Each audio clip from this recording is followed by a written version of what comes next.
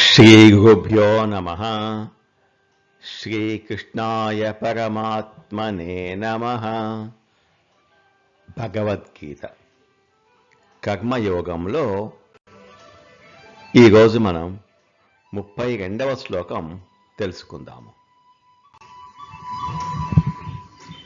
ఇంతకు ముందు శ్లోకంలో శ్రీకృష్ణ పరమాత్మ నేను చెప్పిన ఈ కర్మ సిద్ధాంతాన్ని ఎవరెవరు అనుసరిస్తారో వారు శ్రద్ధగా, ఎటువంటి దోష దృష్టి లేకుండా, అసూయ లేకుండా నిరంతరము అనుసరిస్తారో వారు సన్మార్గంలో ఉండి వారికి కర్మబంధాల నుండి విముక్తులవుతారు అని ఉపదేశించారు.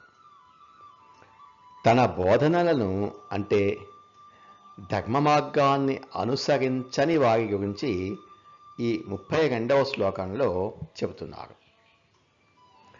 ఏ త్వేతదభ్యసూయంతః నానుతిష్టంతి మే మతం సర్వజ్ఞాన విమూఢాంస్తాం విద్ధి నష్టాన చేతసః. ఎవరైతే నేను చెప్పిన ఈ కర్మ సిద్ధాంతాన్ని అనుసరించకుండా నా పట్ల దోష ఆరోపణ చేస్తూ ఉంటారో ఏతు ఏతత్ అభ్యసూయంతః, నా మీద అసూయతో, నా గుణాలను దోషారోపణ బుద్ధితో న అనుతిష్టంతి మే మతం, నేను చెప్పిన ఈ సిద్ధాంతాన్ని అనుసరింపరో, నేను చెప్పిన ఈ సత్కర్మ ఆచరణ మార్గాన్ని గొప్పదిగా భావింపక ఆ మార్గంలో ఉండరో వారు నష్టానికి గురి అవుతారు. ఏ రకంగా నష్టానికి గురి అవుతారంటే సర్వజ్ఞాన విమూఢాన్ తాన్, ఏ రకమైన జ్ఞానము లేకుండా ఉంటారు. వారికి బ్రహ్మజ్ఞానము లేదు, అలాగే కర్మజ్ఞానము కూడా లేదు. ఏ విధమైన జ్ఞానం మీద అవగాహన ఉండదు. అటువంటి వారు అచేతసః, మూర్ఖులు. వీరు వివేక బుద్ధిని కోల్పోయిన మూర్ఖులు. విద్ధి నష్టాన్, నష్టపోయారు. వీరిని భ్రష్టులైన వారిగా విద్ధి, తెలుసుకొనుము. సర్వజ్ఞాన విమూఢాంతాన్ విద్ధి నష్టాన్ అచేతసః. అటువంటి మూర్ఖులు సమస్త జ్ఞాన విషయముల యందును మోహితులై భ్రష్టులై కష్టనష్టముల పాలవుతారని తెలుసుకో అంటున్నారు పరమాత్మ. అటువంటి వారు తమ జీవితాలను వ్యర్థం చేసుకుంటున్నారు. పరమాత్మ చెప్పిన ఉపదేశాలు, నియమాలు తమకు కష్టమని, అవి తమకు నచ్చలేదని, లేదా వాటిని ఆచరించడం తమ అహంకారానికి భంగం అని భావించేవారు ఏత్వే తదభ్యసూయంతః. ఇలా శ్రీకృష్ణ పరమాత్మ మీద అసూయతో దోష ఆరోపణ చేస్తూ నిందలు వేస్తారో, అంటే భగవంతుని మాటలు, ఆయన చూపించిన ధర్మవాగ్గం తమకు ఇష్టం లేదని చెప్పి నిరాకరించి అనుసరించకుండా ఉంటారో న అనుతిష్టంతి మే మతం. అటువంటి వారు కర్మజ్ఞానాన్ని కానీ బ్రహ్మజ్ఞానాన్ని కానీ పొందటంలో అపజయం పొందినట్లే.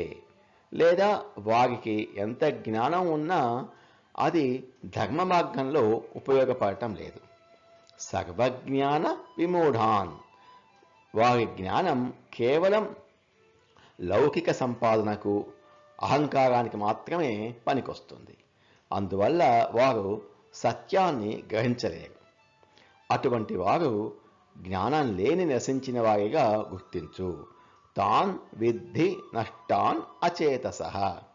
పరమాత్మ అటువంటి వారిని నష్టాన్, నశించిన వారు, అచేతసః, జ్ఞానం లేనివారు, మూర్ఖులు అని స్పష్టంగా చెప్తున్నారు. నశించడం అంటే ఆధ్యాత్మికంగా, నైతికంగా వారు దిగజారిపోయి సత్యాన్ని, ధర్మాన్ని కోల్పోయినట్లే. వారికి తమ జీవితానికి ఉన్న నిజమైన లక్ష్యం అర్థం కాదు. పరమాత్మ ఉపదేశం చేశారు. ఉపదేశం చేసినంత మాత్రాన అందరికీ అది చేరాలని లేదు. అది వినేవారి యోగ్యతను బట్టి ఉంటుంది. విన్న తర్వాత ఆచరించడం కూడా వారి వారి పూర్వజన్మ సంస్కారాలను బట్టి ఉంటుంది. పరమాత్మ కూడా ఈ విషయంలో ఏమీ చేయలేరు. వినడం, దాన్ని ఆచరించడం అనేది వారి కర్మలను బట్టి ఉంటుంది. ఎవరి కర్మలకు వారు బాధ్యులు, ఎవరి సంస్కారాలకు వారు బాధ్యులు, ఎవరి పాపపుణ్యాలకు వారు బాధ్యులు. కాబట్టి పరమాత్మను నిందిస్తూ సత్కర్మలను ఆచరించకపోతే వారి కర్మకు వారే బాధ్యులు అంటున్నారు. శ్రీకృష్ణ పరమాత్మ ఏ రోజున కూడా నన్ను పూజించండి, నన్ను ఆరాధించండి అని చెప్పలేదు. మనిషిగా పుట్టినందుకు వేదాలలో నిర్దేశింపబడిన విహిత కర్మలను, అలాగే లౌకిక కర్మలను సమత్వ భావనతో చేయమంటున్నారు. నేను ఇంతకుముందు ఇదే అధ్యాయంలో 13వ శ్లోకంలో పంచయజ్ఞాల గురించి వివరించాను. చాలా సులభంగా చేయవచ్చును. వాటిని శ్రద్ధగా ఆచరించవచ్చు. విని ఊరుకుంటే ఉపయోగం లేదు. ఆచరించమంటున్నారు పరమాత్మ. భగవద్గీతలో పరమాత్మ చెప్పిన ఉపదేశాలను ఆచరించాలి. పరమాత్మ ఏమంటున్నారంటే, ఉపదేశం వరకు నేను చేశాను, ఆచరించడం ఆచరించకపోవడం అనేది మీ యోగ్యతను బట్టి ఉంటుంది అంటున్నారు. ఏ త్వేతదభ్యసూయంతః నానుతిష్ఠంతి మే మతం సర్వజ్ఞాన విమూఢాంస్తాం విద్ధి నష్టాన చేతసః. భగవద్గీతలో చెప్పిన ధర్మ మార్గాన్ని, అంటే కర్మ సిద్ధాంతాన్ని ఎవరు నిందారోపణ చేస్తూ ఆచరించడానికి నిరాకరిస్తారో వారు అన్ని రకాల జ్ఞానాలలో మోసపోయినట్లే. అటువంటి వ్యక్తులు ఆధ్యాత్మికంగా నశించిన వారే. వారికి సరైన బుద్ధి ఉండదు, సత్యాన్ని తెలుసుకోలేరు. కాబట్టి భగవద్గీతలో పరమాత్మ చెప్పిన మార్గాన్ని అనుసరించి మోక్షాన్ని పొందాలని ఉపదేశిస్తున్నారు. నమో భగవతే వాసుదేవాయ. ఏతత్ ఫలం శ్రీకృష్ణార్పణమస్తు. స్వస్తి.